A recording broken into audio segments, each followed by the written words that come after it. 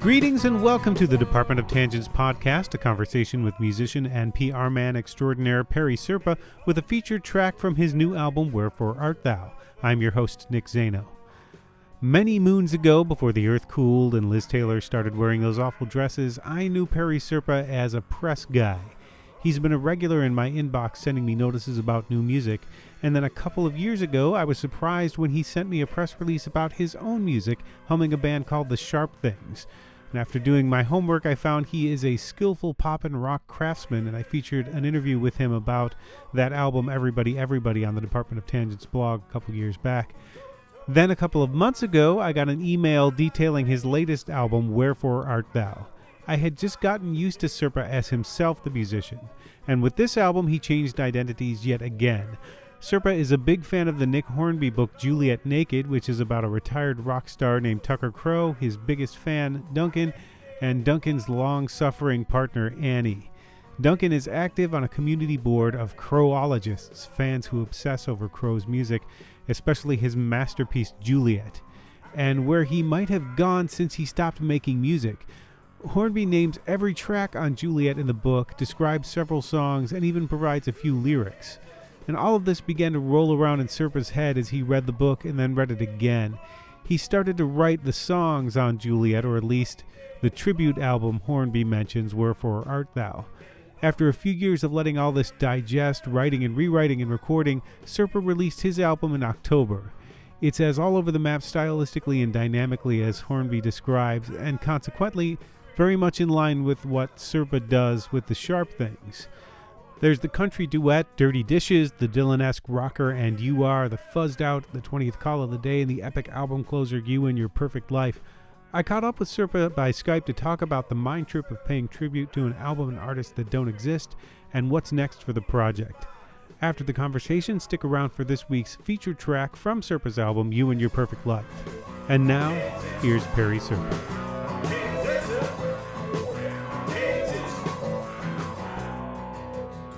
Well, I didn't know until you sent me the album. Was it a year and a half ago or 2 years now? The last album, that you were a musician yourself.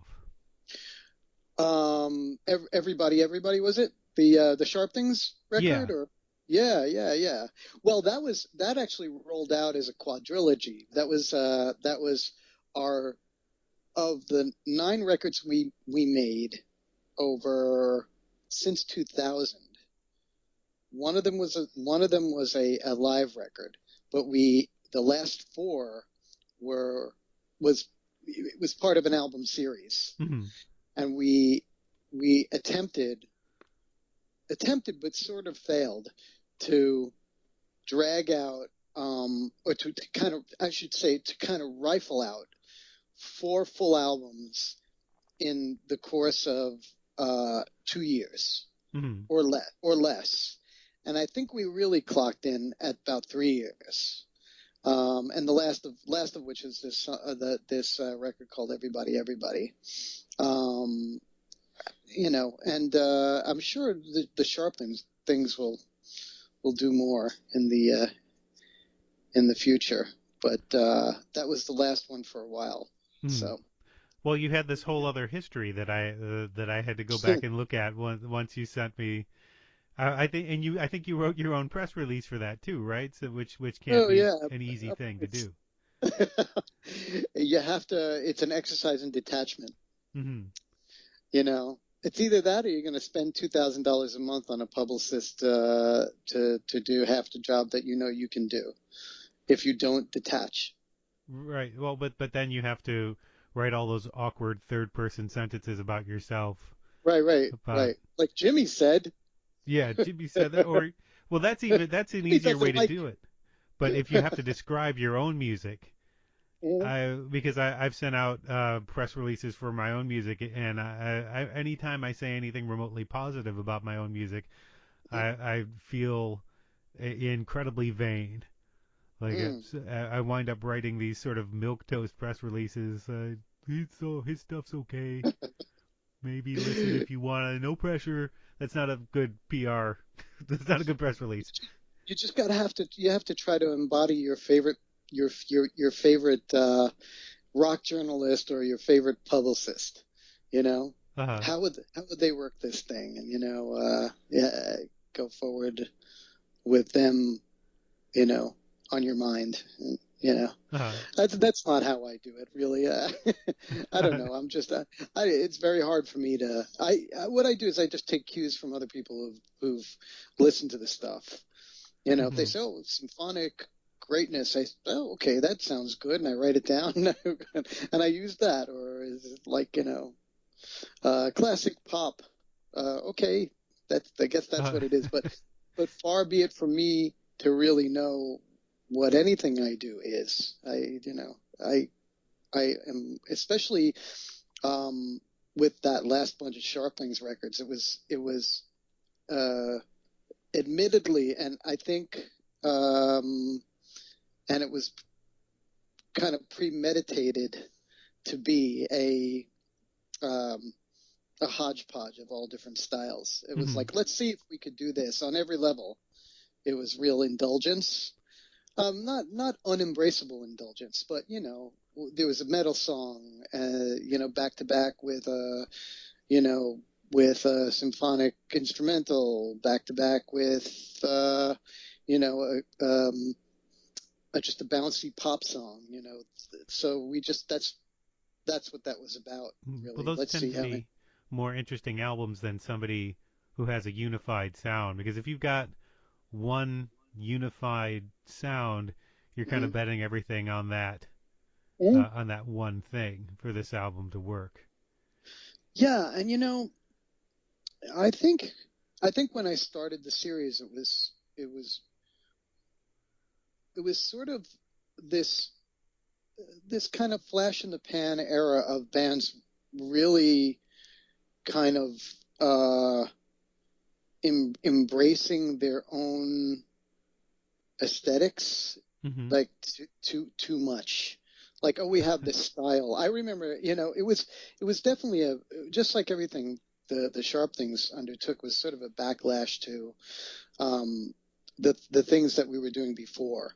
So there was the first three albums. There was this sort of commitment to this still developing sound, which is really, I just really kind of, um, I think it it's kind of ridiculous, when you have a developing sound and you claim it to the point where you're stonewalling your own development. Mm-hmm. And that's what I realized that we were doing, I think, after our third album. And I said, well, let's try all of these crazy things Mm-hmm. and see what we do well.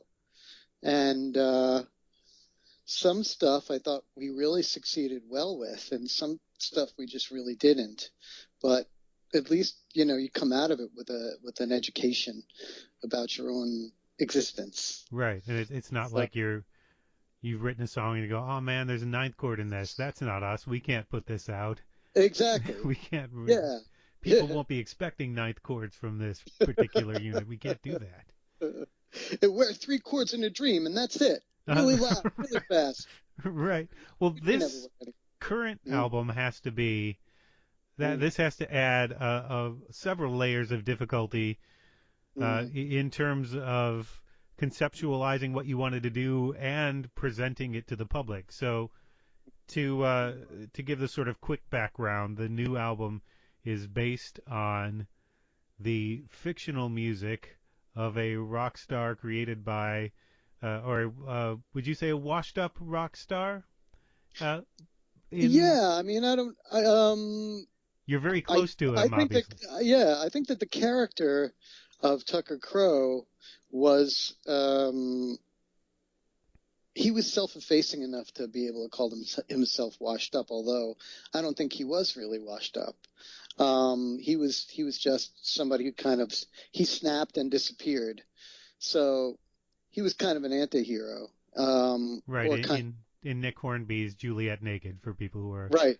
Sorry. Yeah. Yeah. Yes. You just finishing. Yes, he was the lead character, or the central character, there are three actually in this love triangle, but Annie and Duncan being the other two. Annie and Duncan being the other two. Duncan is somewhat of a sycophant of Tucker's, and Annie is the long-suffering girlfriend of Duncan. And then I don't want to give it all away because to some of those folks out there who haven't read the book or seen the movie, but they somehow all sort of end up meeting and having some semblance of a relationship. Right. But Tucker, yes, he has gone through this. He made this. This is they pushed this up a little bit in terms of how the film is handled, but regarding the book, Hornby discusses. He references this, of course, fictional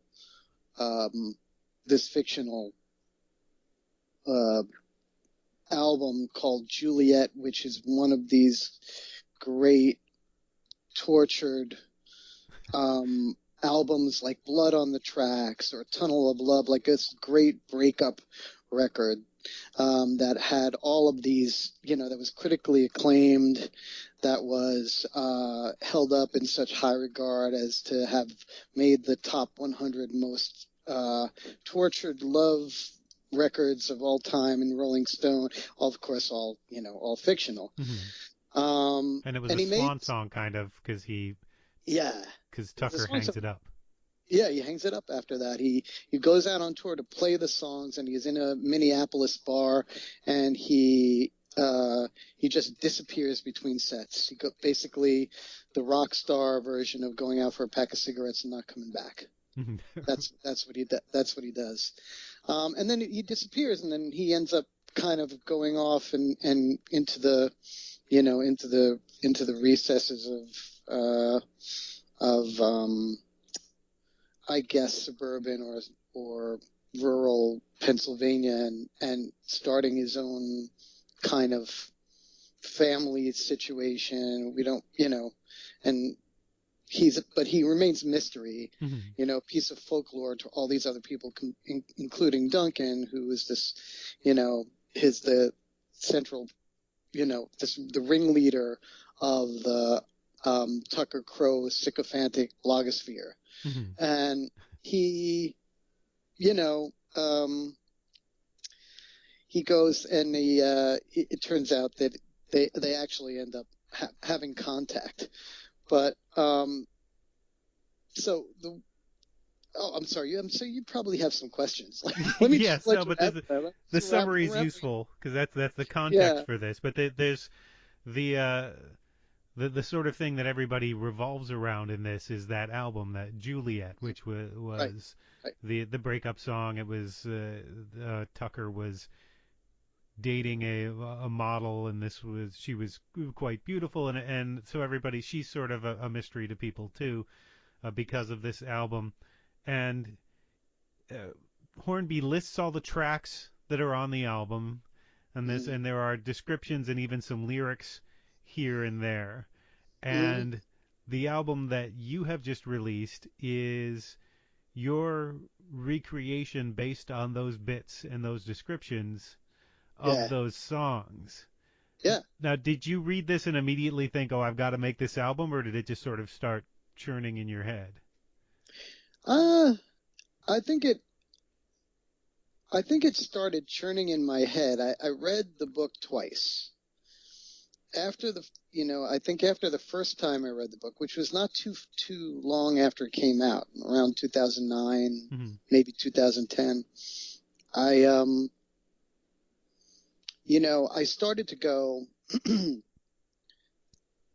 maybe it's the second time around. I don't know. It was a long time ago now, but I started to go, I wonder what these songs, I think I was going, the first question was, I wonder what Nick would think that these songs sound like. Because just a few years prior to that, I read Songbook. And for those of you guys out there who don't know what Songbook is, it was originally called I think 31 songs, Mm-hmm. and it was a book that Nick Hornby was just basically a compilation of songs that inspired Nick Hornby to write, and it just inspired him, emotionally, and just that struck to his heart. And most of the stuff was, some current stuff and some classic bits, but it was all over the place, in terms of genre and approach and everything, Mm-hmm. punk rock songs and soul and all this stuff. But then they re-released that a few years later, and the stateside release of the book was called Songbook. And I had read that a couple of years prior, and so I kind of still had that in mind. And then the sort of Anglophilic leanings of High Fidelity and just his relationship with music. The About a Boy, I really loved that soundtrack by Badly Drawn Boy. Mm-hmm. And I had this sort of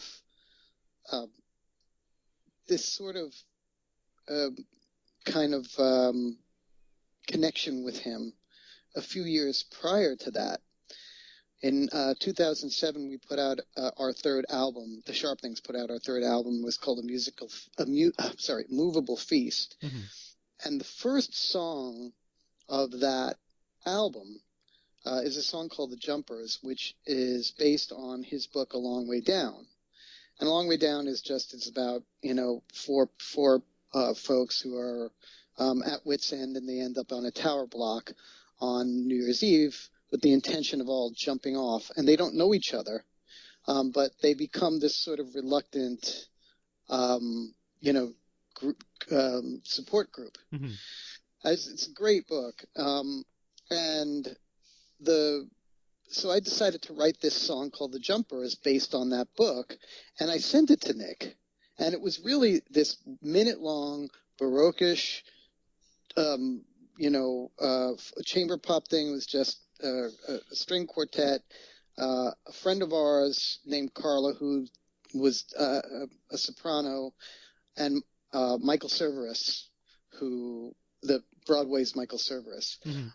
and he voiced the song mainly, and then I sent it to Nick, and then he sat on it for a few months, and then he got back to me. I was coincidentally in the lobby of the Columbia Hotel in London, and I opened my computer, and there's a note from him, and he's like, "Hey, I really like this song. I went ahead and downloaded your last two records too, and consider me a fan." I was like, whoa. So there was this sort of open door then. And so I felt a little bit of an affinity to him with him when by the time I went ahead and I read Juliet Naked, and I felt, well, what is he thinking with regards to these songs? What does this one sound like? And what does that one sound like? In the book itself, he gives little hints. For some of the songs, he gives us couplets. Mm-hmm. For the overall album, there's enough with regards to influences that I was able to move forward and Sort of triangulate what. Yeah, exactly. Well, there's a song on there called Dirty Dishes, and I was like, Dirty Dishes sounds like a country song. So that must have been the one that he wrote that would sound like the Dolly, that would probably embody or encapsulate the Dolly Parton mention in the book. So Mm-hmm. I started to kind of write around that, and I wrote Johnny Cash, and now on my album, it's myself doing the sort of Johnny Cash or the George Jones, and it's Laura Cantrell doing the Dolly Parton, Right. So I did that, and there are a couple of other things. He brings up Springsteen, Leonard Cohen, all these other things, and I just started to kind of write slowly, and see what I could kind of piece together, see what occurred to me, and Well, you know. it's interesting to me, having just I went through the audio version of the book. Bill Irwin does the voice for Crow, and he does a really great job in this. But something that struck me about this is no one really agrees on even what the album is about over time. Sort of changes. Everybody has a different perspective on the album, whether it's good, whether it's trash, whether it's self-indulgent.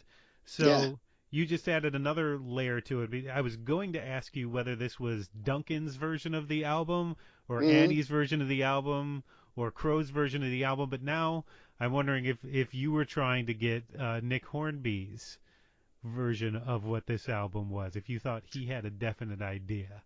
I think I think if there was anybody else's version of this album other than my own, it was Nick's. Mm-hmm. You know, uh, Tucker. I actually feel the same way as some of those folks out there kind of feel that.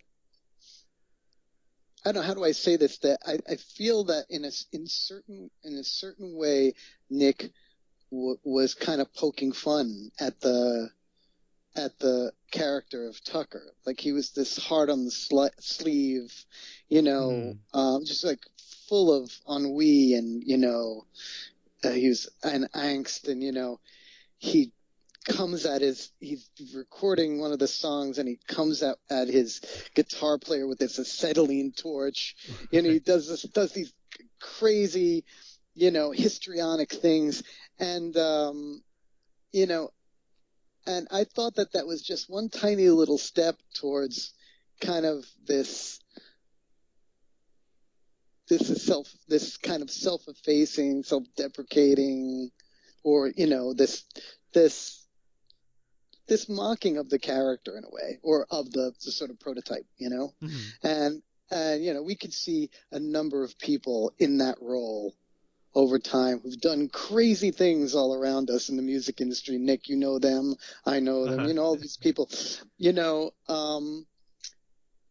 and we always go, geez, that was unnecessary. Uh-huh. They didn't have to throw that out the window. But, I think there was a little bit of that in my record too, and that comes from being a guy who's been around musicians a lot. And in addition to being one, but also a person that's been around. So there is a sort of dramatic nature to this record that was intentional. Mm-hmm. Well, there's sort of an ironic part to it as well that I don't Yeah. know if you saw while you were making it or thought, because particularly with the Duncan character, Hmm. Hornby is lampooning all of us out here, and I would include myself in that, who take everything apart and put it back together. And Right. in a sense, you were just sort of taking it one step further than Duncan, who is portrayed as a sort of self-involved, hapless kind of Right. croologist, he calls himself. He goes so far as to Yeah. sneak Yeah. into Juliet's house at one point Yeah. in Right. the very Exactly. beginning of the book. So Hmm. did you identify with Duncan, the music critic character, at all during this process? I think so. Yeah.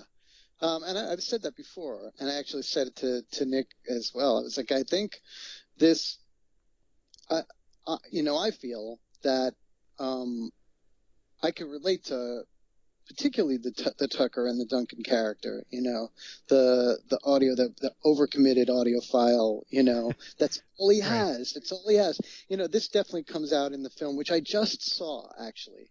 I haven't seen it yet. I've only Oh I yeah, listened to it's the audiobook, which was pretty good as well. yeah. Chris O'Dowd plays Duncan, and he's just brilliant. He's perfect, Yeah. and yeah, and he has to communicate to Tucker how important that his own work was, Mm-hmm. And I think that's that's sort of not to get too philosophical, but that's sort of a microcosm, I think, for the way people are, and how people communicate. They think that their words are, not taken, a lot of their words and a lot of their actions, their deeds are not taken seriously until somebody comes at them and says, I took that seriously. For better or for worse, I really took that in. And I think that, yes, I was considering Duncan as being someone who approached this music in a very serious way. And even though I was kind of doing a little tongue-in-cheek thing with some of it, I was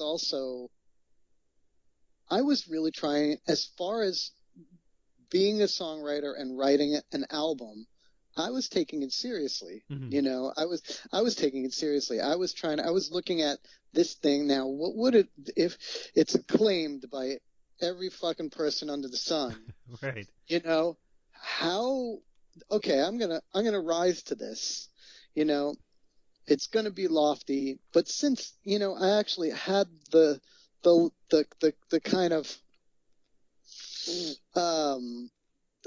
the fiction of the book to fall back on a little bit, you know. This wasn't my work, you know. Right. Well, was there that level of detachment? Piece of Nick Hornby, yeah. Was there that level of detachment, like this is somebody else's work that I'm trying to pull from the ether, or this is something I'm creating? These are my songs. Yeah, both. It was both of those things. I think, you know, without a doubt, both of those things. And that would come and go and come and go.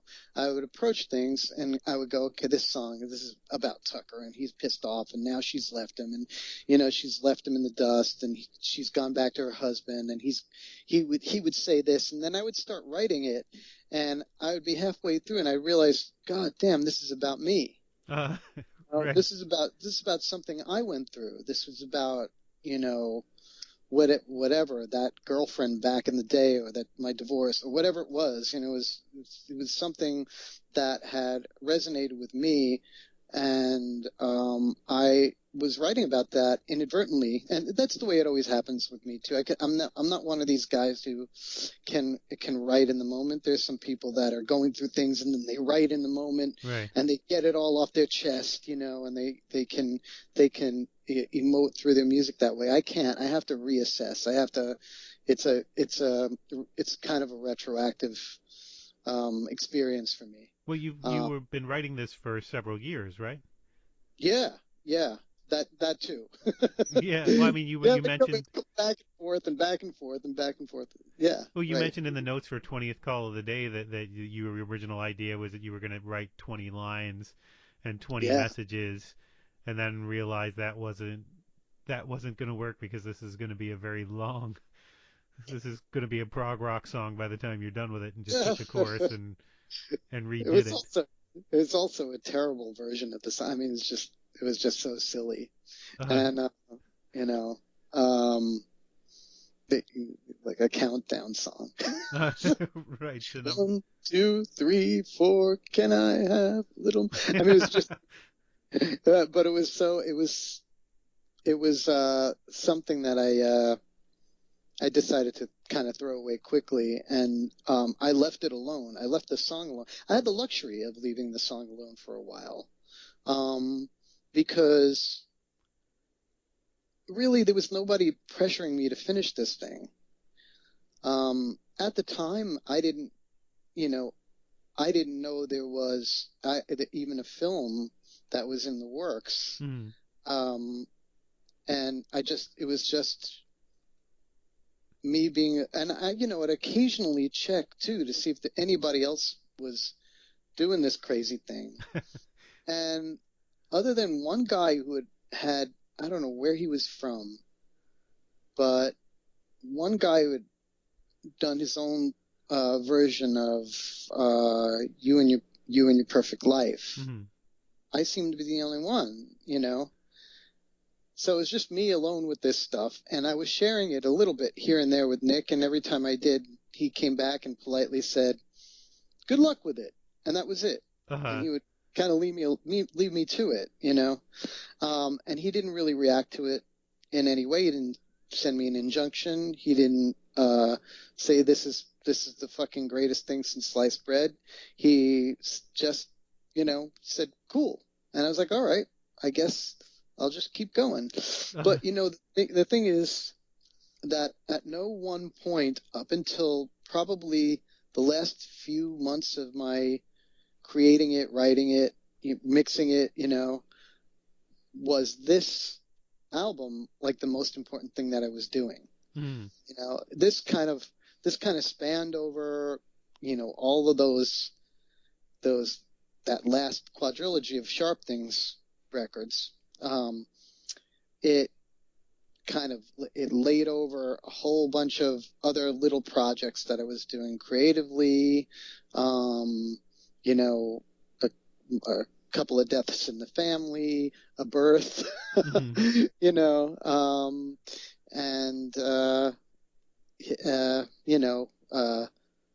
my best friend and drummer, Steve Gonzalez, passed away in 2014. Oh, I'm sorry to hear that. Yeah. So there was a lot of things that was going on with changing my shifting my focus.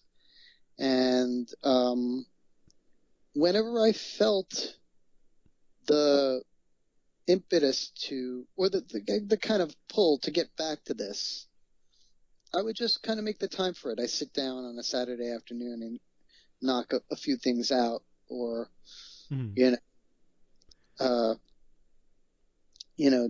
or I'd, if I had a moment here or there, I'd kind of address it. So over time, it really did start to take shape.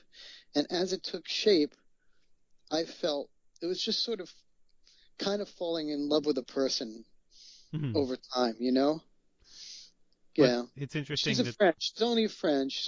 She's, oh, wow, I got these feelings like, oh, really, and then it becomes something more, and that was it, for me. I just felt like those last maybe 6 months of 6 months of pulling it together was becoming something that not only I felt was a nice resonance of the book and worthy of the book, but also a bit of I felt like it was an artistic step up for me, and I didn't think it would be that for me, I just thought it would, I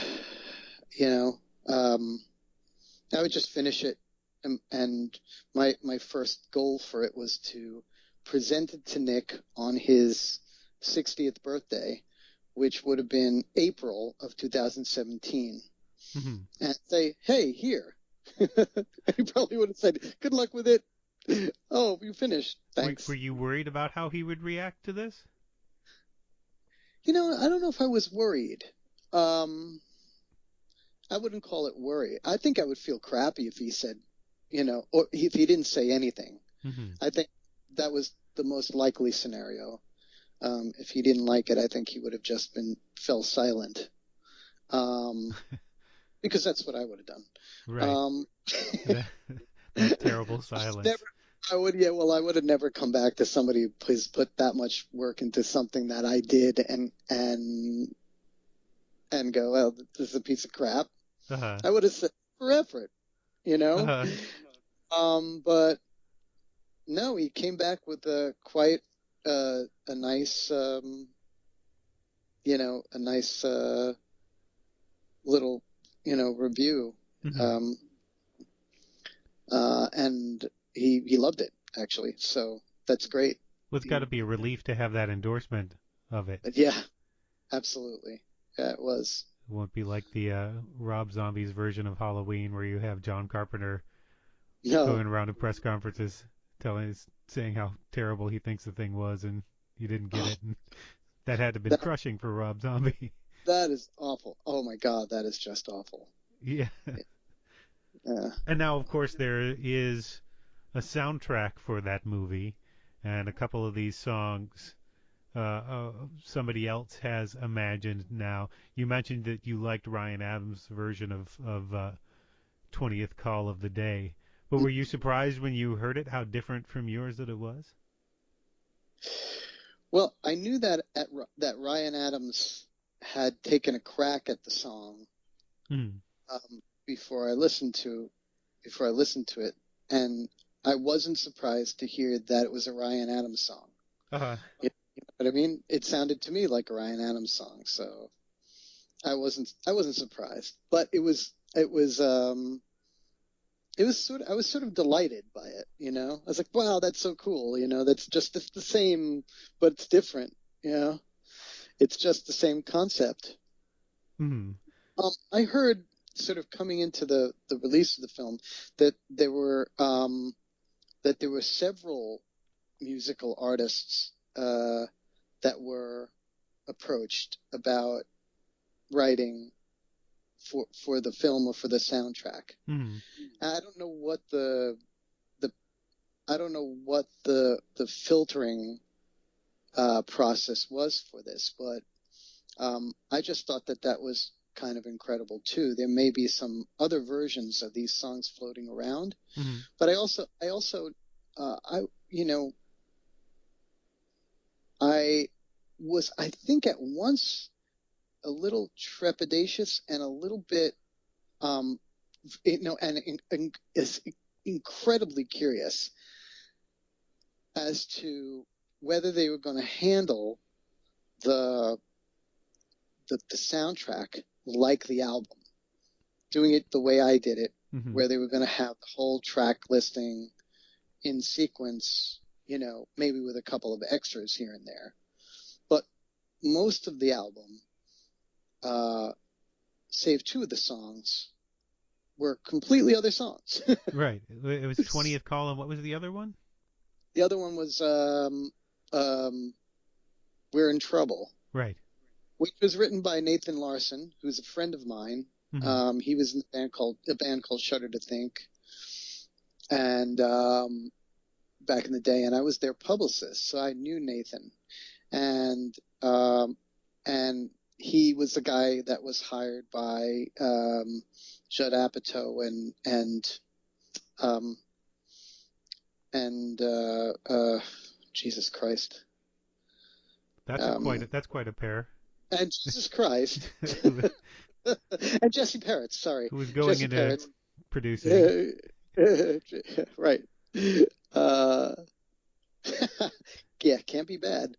Well, It was Jesse Peretz, and Jesse was in the Lemonheads back in the day too, so he had a musical background. I wasn't sure how these guys were going to handle the music at all. mm-hmm. Were you hoping they would call you, maybe to contribute? Well, no, I actually had a conversation with Nathan before, like when I found that they were doing it. But the conversation was more like, "Hey, man, guess what?" Because we were very friendly. So, but I hadn't talked to him in a while. He lives most of the time in Sweden. But I had to let him know once I heard that they were making a film, and that he was the one chosen to do the score for the film, that I had already written. I had some sketch of all of the songs, but I had pretty much finished 5 of them, I think, at the time. And I said, I've been writing this since the book came out. And he was like, he basically said, "Oh my God, I can't believe it." And there was a brief moment there where we talked about the possibility of working together, but it was just too. They ended up handling the music in a completely different way. Mm-hmm. You know, the way I was approaching it was really by the book, you know. And I think what you hear in the soundtrack and in the film is just what ended up being mm-hmm. The result of what they wanted for the film, which was maybe a couple of things here or there that would show that Tucker did this stuff. Mm-hmm. But there was a bunch of other things that were written by Conor Oberst, and there was a song that was written by Robin Hitchcock, and then Ryan Adams, and then Nathan's song. I think there's a couple of songs, but "We're in Trouble" was written by Nathan and sung by Ethan Hawke, mm-hmm. who plays Tucker in the film. So that's kind of what ended up, but kind of walking from it, they have this really great rendition of the book. Mm-hmm. And I've done my own rendition of the book, which is kind of cool. There's not a lot of crossover. Well, you said it took you a long time to get this done, but at the same time, it never went away. You read the book twice, and you kept working on this. What was it that kept this in your head, that kept you pushing through this? What drew you to finish this? I'll tell you. It was just the fact that I don't like to leave albums unfinished, which if you look at the Sharp Thing stuff, rather than throw anything in the garbage, you know how people, music makers will tend to write 20 songs for a 10 or 11 song album, and then we don't know what happened to the other 10 or 11, 9 or 10 songs. I tend to just take everything, put it out. It's a completion thing for me. I'm far from a perfectionist. Some people are perfectionists, work on one song for 5 years, and I'll work on 5 songs in 1 month, and I'll try to put them out. I'm like that. But the main thing for me is that I have to get the music out, so I think some of it was that, and then some of it was that there were things. It happened over such a long period, a long span in my life, that I think I kind of let these moments in my life kind of inspire the music. The one that occurs most to me is that around a year ago, just right after Thanksgiving last year, my mom passed away, and I hadn't touched the music in months easily, and my mother and my father, who just passed away in August, were always very they were my greatest advocates, I think, in terms of my music making. They wanted to see me do this all the time. They loved my music. They would come to my shows, even when they couldn't stand up. They would come to my shows. My father would come to my shows when I was a kid, and I was playing in rock bands, and I had long hair, and I was playing punk rock. My dad would come to my shows, come down to the Lower East Side to see me play in a white suit. He was like a dapper dude, white suit. And everybody would be like, "Is that Clive Davis?" I'd be like, "Yes, it is." It was my dad. So,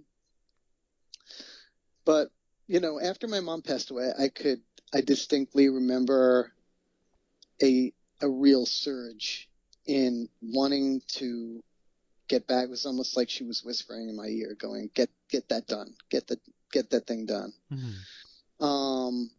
And I just went back to it. And I don't think from that point I stopped. I remember working on it through the Christmas vacation. I remember working on it into the new year. And then I found out, I think, was it then I found out? Oh, no. Before that, I found out that they're doing a film. But I just put it down. But right after that, it was the sort of home stretch. And, yeah. And I think that was it for me. I kind of had that behind me, just to kind of pushing me. Do you play the songs live? Not yet, but a lot of people have been asking me to do that, and I'm in the process of putting a band together to do just that. And I think what we're going to do is I'm going to have a core band, and we're going to go and wherever we go, we're going to find the sort of the the luminaries in each one of the places that we go. So if we go to the UK, I'll I don't know, ask Jarvis Cocker to sing NUR, Uh-huh. you know. So so I think wherever we go, we'll reach out to appropriate folks Mhm. to sing some of the songs. Yeah, Well, I think that's how we're gonna. oh, I'm sorry. Go ahead. That's it. I'm interested. I'd be interested in how these feel to play live. There is highly conceptual Hmm. to the making of this album, and now all of that it seems like would be left behind now that they're songs. Now that they're in the world, they're just songs you're playing. So are you going to be thinking of Tucker Crow when you're playing these songs live, or are they just, as far as the audience is concerned, they're your songs. There might as well not be any concept behind them. Uh, um. Or they might as well not be tied to the book, not no concept, but they might the book would be sublimated to some point. Yeah, I mean, I suppose so. I mean, for me, they'll they'll just be songs I'm singing, things that things that we're playing. But you know what? I guess I could. It's a tough one, just because of all the things that I've told you thus far. You know that this work is sort of the sum total of a lot of different things. It's the book, it's my own experiences and emotions. I think to some extent, it's some of Nick's inspirations, and his inspiration to me, and his inspiration in terms of the some of the stuff that he's listened to over time that have inspired him. I think it's all of these things coming into play, and then when you go out, get on a stage, and you play it, and you play all of that, you just whatever comes out comes out. Maybe at that moment, I may be thinking, I am Tucker Crow. Right. I'm going to play this one just like Tucker. And if And you're sitting in the rhythm sections, Cheeto farts, yeah, as he yeah, mentioned in the book. yeah, exactly, exactly. Will there be a Minneapolis date on the tour? We did plan one, but that's a really good idea, and that's the one that I plan to disappear from. No one will ever Right. hear from me again. This was just a very long game Yeah, of planning your disappearance in Minneapolis to walk away yeah, from that gig. exactly. I'm getting my acetylene torch ready, and that's that. So you had some guests on this album as well. Were they as into the mythology or the concept of creating a Tucker Crow album as you were, or were they just there performing music? Um, the one person that I could say I that I know is a fan. Um, most everybody is familiar with Nick Hornby's stuff. Most of the folks who performed on the record Hmm. also had read the book. But Scott McCaughey actually, from the -5 Young Fresh Fellows, he and he sang the first song on the album, and you are. Hmm. He had read the book and was a big fan of Nick Hornby's. And He's mentioned in the book as well. he's mentioned in the book, which is why I asked him to sing. So you see, this album is really sort of the tribute album of a fictional tribute album of a fictional classic album. Right. That's what it is. So there's like another layer deep. So that's why I call it Wherefore Art Thou, Hmm. because the tribute record, Juliet's tribute record, as described in the book, is called Wherefore Art Thou. And it mentions that the -5 was part of the tribute, had contributed to the tribute record. Hmm. So that's why I felt compelled to ask Scott to sing on it. Hmm. And other than that, it existing as a tribute record or as a tribute record of a tribute record was kind of a failure because I didn't get Chris Martin to sing on it. But he's mentioned in the book as well, or right. Coldplay is. And Jeff Buckley was sadly not around anymore, but he was mentioned as well. And so I just sort of decided to take it, other than with Scott, I decided to take it in another direction. And I asked a few other people, various degrees of being too busy. There's that band Marat from Philadelphia who, right, yeah, they have like a bit of a love affair, Nick and them, but they were not really doing much at the time, so they couldn't contribute. But I ended up just starting to kind of focus on some people that I knew that I thought would do a really good job with the songs. And that's why I asked Asia Warren.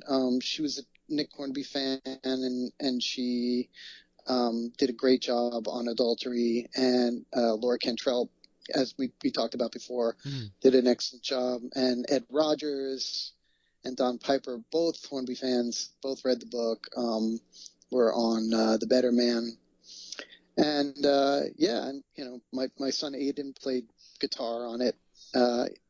Doesn't know anything about Nick Hornby, but he just he just sort of did what I told him, and he did a great job. I actually took it all in he took two of the he took the leads on two of the songs. One was NUR, the other one was Blood Ties, and he did an amazing job. Just like a studio musician. It's a David Gilmour-esque lead on Blood Ties you mentioned in the notes. That's right, yeah. And my friend James Pertusi helped me mix it, and he mastered it in full. And he was the bass player, my traveling companion, the Sharp Things. And he'll probably play in the band whenever the band gets it together. And a guy named Ron Raymond plays slide guitar on two of the songs, and he's amazing too. So, yeah, I was blessed to work with these guys. They really did a great job. Mainly, this is a very solitary effort, though. I spent a lot of time alone with this music until the very end, when I started asking people to voice things for me. It was just me, and I really liked that experience after having spent almost 2 decades, just kind of at the mercy of,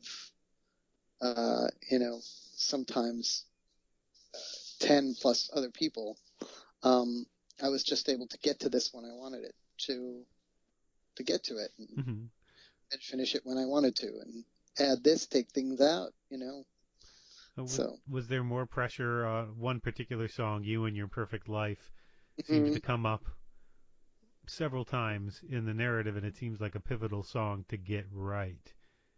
Was there more pressure to get that last? It's the set closer from the tour. He talks about it several times, and it changed live from the album, so it might have been harder to sort of figure out what the tone should have been. It was the funny thing about that song is that I didn't feel too much pressure. It was the bookends were the NUR and You and Your Perfect Life are the first 2 songs that I worked on for this album, and I pretty much banged the 2 of them out pretty quickly. NUR I think I wrote in a sitting, and You and Your Perfect Life I think I wrote most of it in a couple of sittings, just kind of sitting there messing around with the song. I had the melody in my mind very early on, and I think that I played around with the arrangement for a while, and once I started to kind of record it, I had created a session of it, and then I started to mess around with it. I started to play around with this idea of actually being really to the letter with it, and drawing it out, this like 7-minute opus, thing that Hornby mentions in the book with this incendiary guitar solo at the end, with the acetylene torch. And I, on the album, I did credit Scotty Phillips playing guitar, but that's really me. Scotty Phillips is, Tucker's guitarist. Right. I credited the fictional character, and so I kept the sort of blueprint of it all, pretty tight. Have you read the book since you finished the album?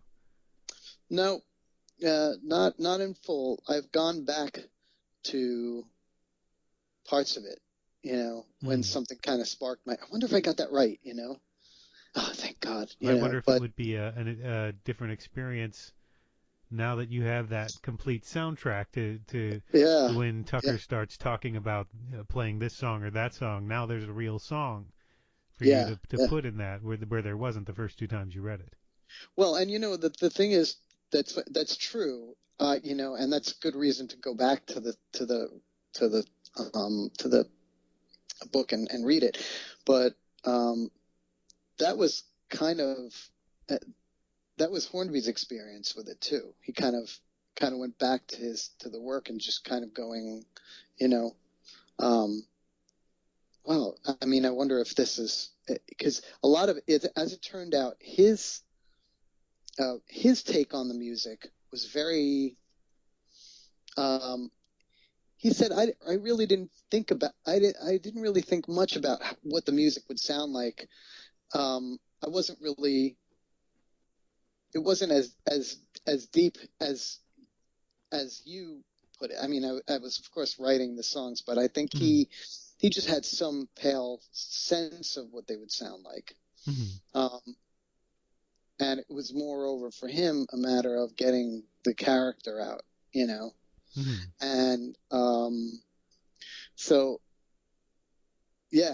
but for me it was just, I think, this idea of kind of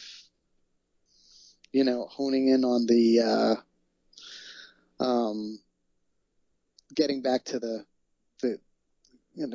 character and seeing if I can, I don't know, going back to it and seeing if I just got parts right. If I was did I ruin that couplet?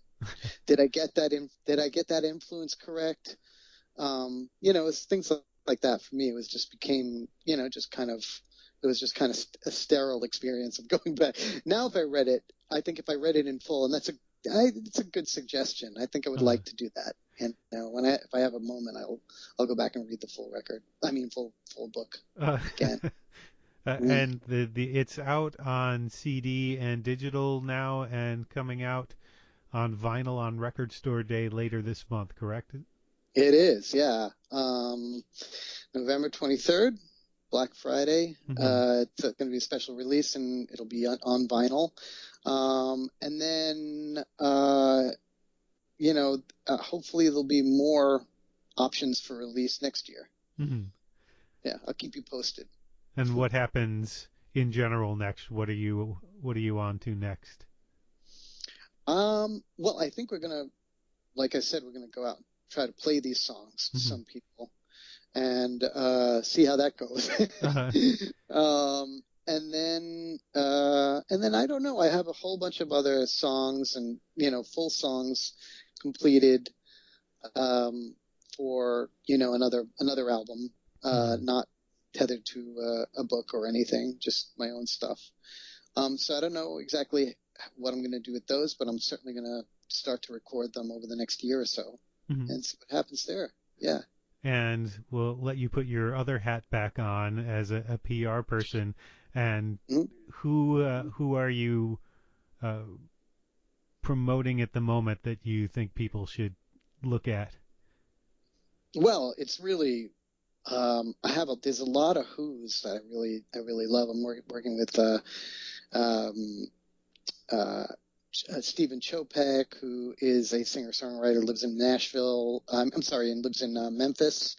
And he is amazing. He's just released his third record. A guy by the name of Dave Wexler was in a band called Pinata Land, and he has a record just coming out at the end of this week called The Tyranny of Dave. Yes, Tyranny of Dave, love that. But really, it's a Watt. You know, there are two Watts that I love working with, and one is Record Store Day itself. I'm their publicist, so I'm working with Record Store Day, and I have for the past 11 years. And the other thing is I'm the publicist for the King's Theater in Brooklyn, which I just adore the place. It's a beautiful 3,000 capacity venue in like the heart of Brooklyn, and there's an incredible diversity in the programming, everything from the Moscow Ballet doing the Nutcracker to Cirque du Soleil to Tom York to David Byrne to Jack White to Tenacious D. So it's Jack White and Jack Black, you know, Nine Inch Nails, and then, you know, Heather Headley. So it's amazing, you know, to be able to work with them, and they're great, you know, really creative bunch of people. So. And where can we find out more about your own work and what you're up to? You can go to Facebook, Perry Serpa Music, and then Perry Serpa on Twitter. And then this is Wherefore Art Thou .online, if you want to find out more about this specific work. So, well, thank you for chatting about it. I really appreciate it. Thanks so much. All right, Nick. I'll talk to you soon. An arrow to the head isn't always a trick. Thanks again to Perry Serpa for speaking with me. His new album is Wherefore Art Thou, inspired by Nick Hornby's Juliet Naked, and you can keep up with him on Facebook and Twitter and find out more at thesharpthings.com.